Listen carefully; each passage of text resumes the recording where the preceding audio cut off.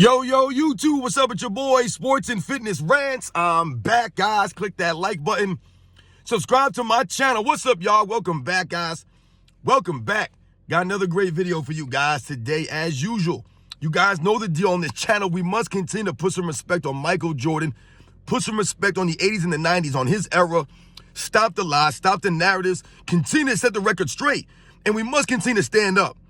And I want to thank all you guys out there, like I said, once again, for standing up with me, for rolling with me, everybody across the world, everybody across the states, guys. Much respect to all you guys. And I want to send a special thanks out.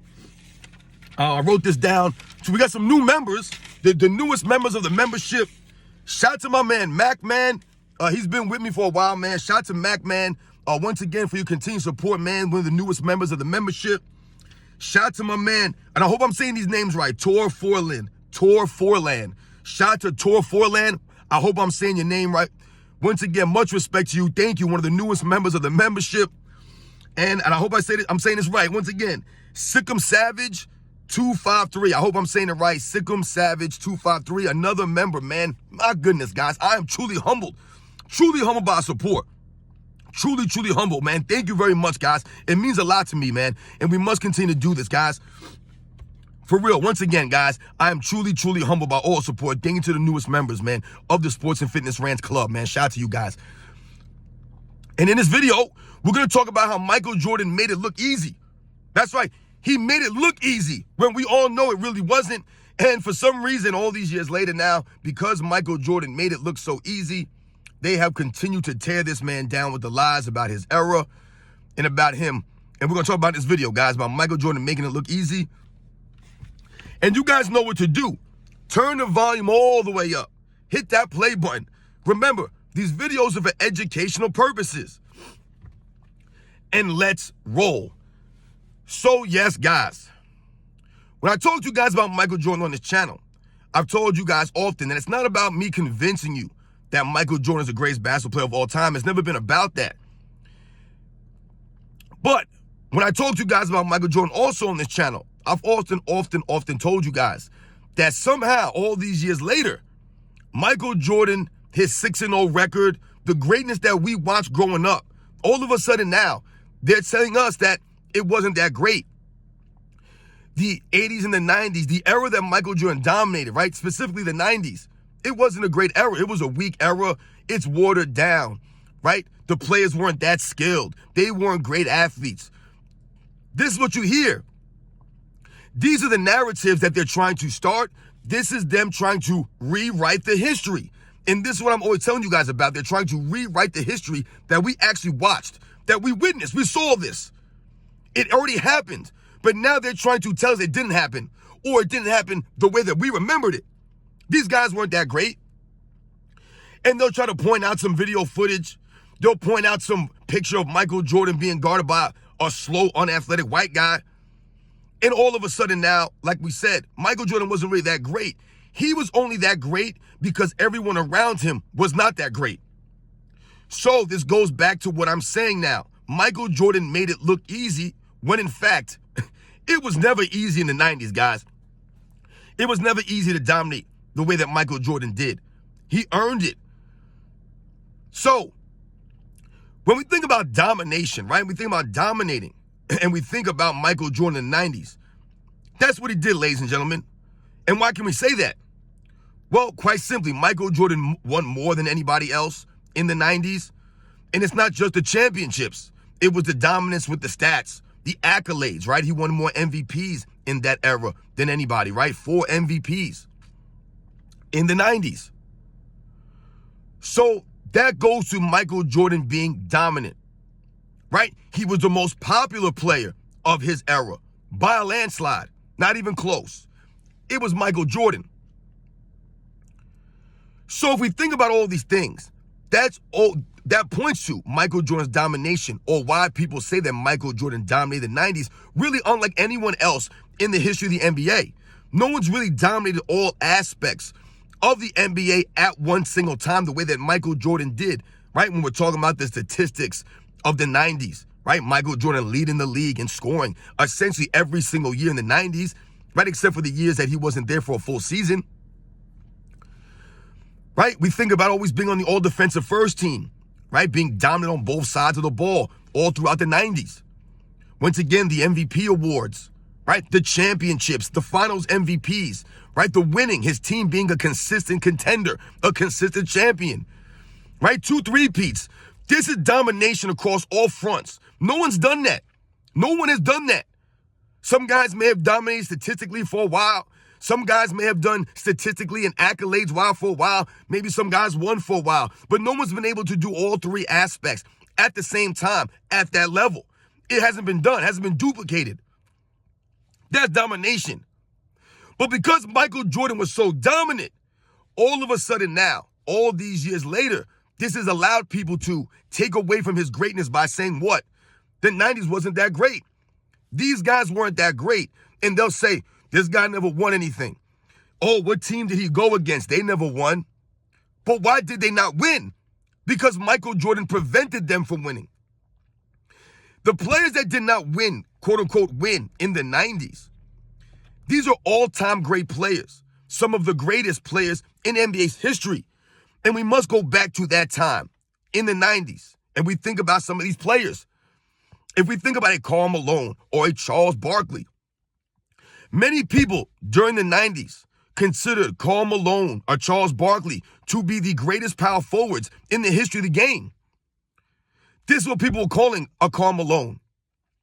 In the 90s, we think about the 80s and the 90s as a whole, right? Leading up into the 90s, we think about players like Magic Johnson and Isaiah Thomas, the John Stocktons of the world. These are players that many people consider the greatest point guards in NBA's history, right? Magic Johnson in particular is considered the greatest point guard in NBA's history.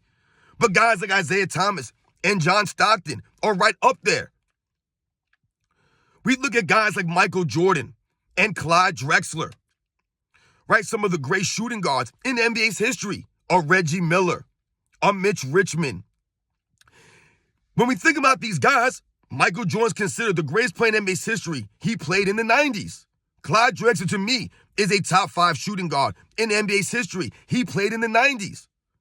When we think about some of the centers in NBA's history, we think about some of the centers that played in the 80s and the 90s, the Moses Malones, the Kareem Abdul-Jabbars, the Robert Parishes, the Hakeem Olajuwons, the Patrick Ewings, the David Robinsons, the Dikembe Mutombos, the Mark Eatons. Some of these players that played at the center position during this time period, these are some of the greatest players at this position. So if we take all of this into consideration and we think about the 90s and we go back to that time, these players were outstanding, all-time greats. The only problem was Michael Jordan was just greater. This never diminishes those players. It doesn't take away from Patrick Ewing or Karl Malone or John Stockton or Chris Mullin or any of these guys who didn't win a championship. It doesn't take away from them.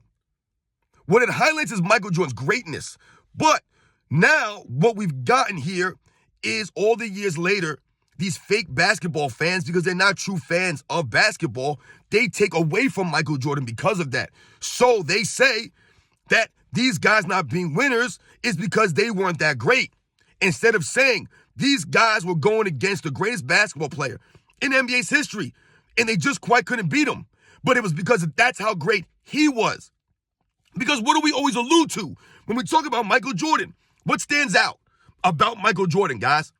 What? The fact that he's always been known for raising his level of play when it mattered most. Michael Jordan is considered by many, to be the most clutch player in NBA's history. Because, why?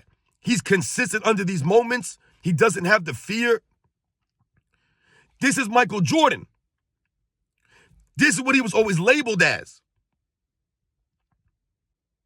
So, right, guys, when we think about all these things, this leads to the entire thing that I've been talking to you guys about, right? And Michael Jordan's greatness and people now trying to diminish his greatness, right? Always raising his level of play when it matters most, right?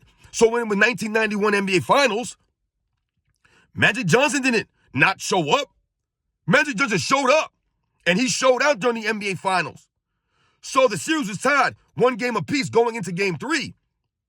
And in Game 3, The Bulls are down by 2. There's 9 seconds left on the clock. Scottie Pippen fouls out. The Bulls have the ball. Michael Jordan dribbles down, hits a jump shot to send it into overtime, tie the game up.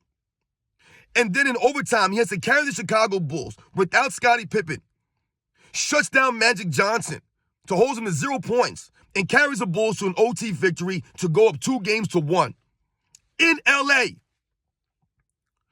That was Michael Jordan raising up. When Magic Johnson, the Lakers, right, raised up and showed the heart of champions, they showed their savvy, their experience. Series tied 1 game apiece. They're losing in Game 3, Chicago. The Lakers were there. They rose up. But Michael Jordan was able to hit that shot. Right, I told you, to me, that is probably Michael Jordan's most difficult and most clutch shot that I've ever seen him hit. The degree of difficulty to hit that shot over the outstretched arms of 7'1" Vlade Divac, coming down and severely jamming his toe after he hits that shot. 2 send it to overtime with Pippen fouled out. Your best teammates fouled out. There's no excuses, though. That was Michael Jordan raising up. In 92, against Drexler, 2 games apiece, NBA Finals. Everyone's saying Drexler could do this. Drexler's a runner-up to the MVP. He's right there with Michael Jordan. What does Michael Jordan do in Game 5? What does he do? In Portland, he raises up for what? 42 points? 45 points he dropped in Game 5 with the series tied 2 games apiece? He raised up. He said, hold this, Clyde. 93, against the Phoenix Suns. The Bulls are up 2-1, or 3-2. Charles Barkley's going insane. Michael Jordan would not stop, keeping the Bulls in the game down the stretch. Remember, the only Bulls play to score a point in the fourth quarter until John Paxson hit that 3. It was Michael Jordan keeping the Bulls in that game.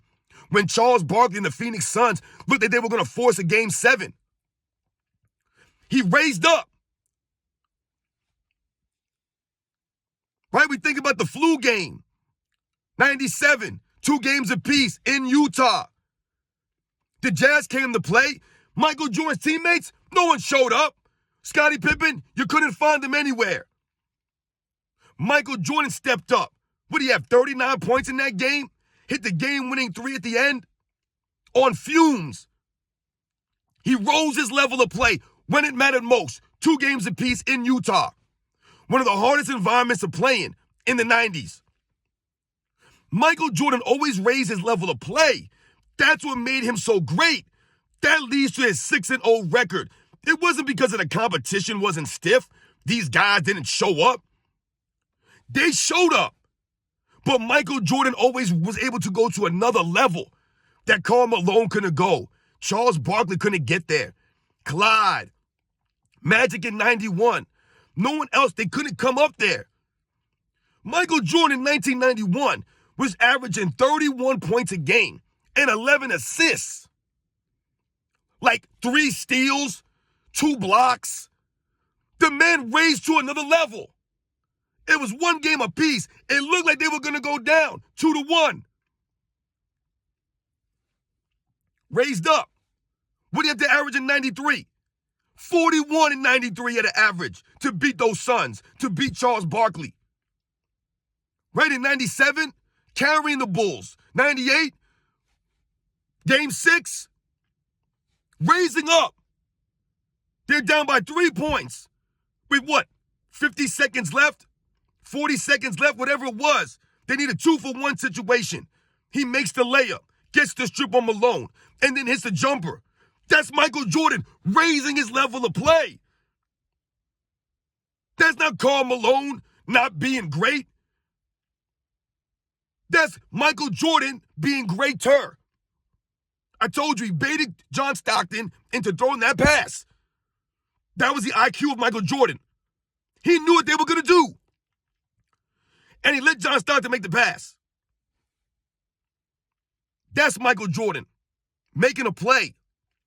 All these years later now, they say that Michael Jordan wasn't that great because his era was weak. Michael Jordan made it look easy when it wasn't easy. When you hear his teammates talk about the practices were often harder than games, that's what they're alluding to.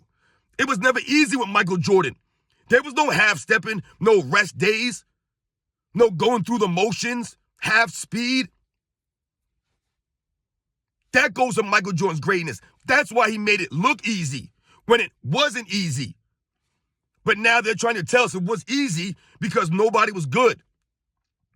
No, like we covered earlier, these are some of the greatest players at their positions in the history of the NBA. In the 80s, in the 90s, when Michael Jordan was dominating. The players in the 90s were great players, right? We've talked about it on this channel. They only continue to tear down the 90s to tear down Michael Jordan, right? So when people say Michael Jordan was 6-0, and back in the day when we were growing up, we were like, man, we marveled at that.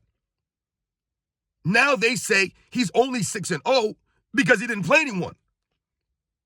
The Utah Jazz weren't great. Who were they? The Sonics, the Phoenix Suns, the Trailblazers, the Magic, the Lakers. None of these teams were good. And what have we always talked about? Not only were the teams in the finals all-time great, these teams were great teams, but it was often the teams leading up to the finals that were often very difficult as well to face for the Chicago Bulls, right? The New York Knicks, the Orlando Magic, the Miami Heat, the Cleveland Cavaliers, the Detroit Pistons. These are some of the teams that the Bulls had to get through. These were tough teams. This is what we're talking about. It was never easy for Michael Jordan, but the way that he worked, his work ethic, the hustle, the effort that he gave, right? It allowed his teams to be successful to the point where he made it look easy. That's his greatness. It's his greatness. So when other players have struggled from time to time, maybe at this point or that point, Michael Jordan's career was a trajectory straight up. Straight up. There was no peaks and valleys. He went straight up. Right? The Bulls got bounced in the first round. They get bounced in the first round. They get bounced in the first round. Right? All while improving, getting better, understanding what it takes to become winners. All while the Bulls are rebuilding around him. Michael Jordan just keeps coming. And then all of a sudden, they make the second round. And then all of a sudden, they're in the Eastern Conference Finals. And then they're in the Eastern Conference Finals again. And then they're in the NBA Finals. Right? And then they were never not in the NBA Finals. Don't talk to me about 95. Don't want to hear about that. Where was Scottie Pippen in 95? Right? So once again, guys, there were no peaks and valleys. Michael Jordan was a consistent domination, consistent greatness because of the way that he continued to push his teammates, continued to work on his game, never resting on his laurels, always trying to look for a challenge, even if he had to make one up. This is Michael Jordan. His game, right, the way that he played the game, it looked easy. It looked effortless out there sometimes. But when you really watch Michael Jordan, you can see how much effort he was given, right? How much energy he was expending, right? When you hear the stories and you listen to the teammates and they talk about the effort he gave in practice, and you hear guys saying, like, I wish we had video of Michael Jordan in practice because oftentimes he did things in practice that we couldn't believe. This is Michael Jordan, guys. This is why his teams were prepared. This is why they always got better. This is why he maximized his teammates. This is why he made it look easy. It never had anything to do with the 90s being weak, watered down. I love when people say it was watered down. That lets you know they don't know anything about the history of the game. All right, guys? They don't know anything. They try to make it seem like all the NBA teams in the history of the world were added during the 90s. This is what they try to make it seem, right? They won't give anything to all the other times, right, during the merger in the 70s and they added 4 teams, right? They won't talk about the teams that were added in the 80s or in the 60s. None of this stuff. It's only the 90s is when they added teams. Doesn't make any sense, guys. It's only from Michael Jordan's era. But once again, guys, when we talk about the 90s, they try to, discredit the 90s. That's all they're trying to do is excuse Michael Jordan's greatness. I've told you guys, that's what it's about. They can't fathom how someone could dominate an entire era, statistically, accolade-wise, winning. They cannot think. The haters, the idiots, the fools out there, the people who don't do the homework, the people who did not grow up watching this stuff. They didn't live it. They can't understand how this man was able to dominate. So what do they come up with in their minds, right? In their small mind, the small way of thinking, a loser's way of thinking. They excuse the greatness of this man by saying, you know what? He was only beating these people because they weren't that great. All these years later, now they're telling us what? This team was old. This guy was old. They'll say that, Michael Jordan had a super team now. All these years later, the second three-peat was a super team now. So Dennis Rodman was old in 91 on the Pistons. He's old. And then in 1996, now somehow he went back in time, and now he's younger now and not old, and now he makes Michael Jordan's team a super team. When nobody else wanted Dennis Rodman. No one else wanted him. People weren't fighting over Dennis Rodman. They always make it seem as if Dennis Rodman was like the defensive player of the year that year, right? And that all these teams were fighting over Dennis Rodman, and somehow Michael Jordan begged and pleaded and got Dennis Rodman to come to the Bulls to save him. Michael Jordan and the Bulls saved Dennis Rodman. They resurrected him. So don't forget this. Dennis Rodman was an integral part in the three-peat. He did not make them a super team, though. Okay? Let's get that straight. He added to them. Did not make them a super team. Because then how was not the Detroit Pistons a super team in 1991 when the Bulls beat them in 91, right? How were they not a super team then? You had Joe Dumars, Isaiah Thomas, Dennis Rodman, who was in his actual prime then. These guys were under 30 at that time. All three Hall of Famers. With the Bill Laimbeer, a Mark Aguirre, a James Edwards, a Victor Microwave Johnson. How is that not a super team, but the 96, 97, 98 Bulls are a super team because Dennis Rodman? You see what I'm saying, guys? They excuse Michael Jordan's greatness and Michael Jordan maximizing Dennis Rodman, resurrecting him, bringing him back. Did Dennis Rodman take the San Antonio Spurs to the NBA Finals in 95? I don't remember that happening. Playing with David Robinson and Sean Elliott and a bunch of other guys? No. But when he went to the NBA Finals 3 straight years with Michael Jordan. Guys, it's always been Michael Jordan as a catalyst, as the leader, as the X factor. It's always been Michael Jordan. That's the greatness of him. That's the uniqueness of Michael Jordan, guys. So remember, don't listen to these people when they try to tell you that Michael Jordan wasn't that great. And that he made it look easy, and they try to knock him for that. That goes to Michael Jordan. And always, right? Being prepared, using practice, maximizing his teammates, maximizing himself, never taking any shortcuts, not shortchanging himself, getting the most out of his career, the most out of himself and his teammates, man. That goes to him being 6-0. That goes to him dominating the 90s. That doesn't take away anyway from those guys. They were great players. Do your homework. Do the research. Look at the players in the 90s. Look at the depth of the 90s. Look at the way the game was played, the balance of the game, the beauty of the game, the popularity of the game. That was Michael Jordan's era, guys. The golden era of the NBA. You guys know the deal, man. Michael Jordan made it look easy. When a lot of other players, they want you to believe that's really hard for them because they want excuses. They want things made up. Michael Jordan never used excuses. He never came out and faked injuries and made you believe that he was hurt all the time so that you could believe, hey, man, Michael Jordan's been playing hurt all the time, man. This guy's a warrior. No. Warriors don't make excuses. They don't let you know they're hurt. That's Michael Jordan, guys. You guys know the deal, man. I'll catch you guys on the next one.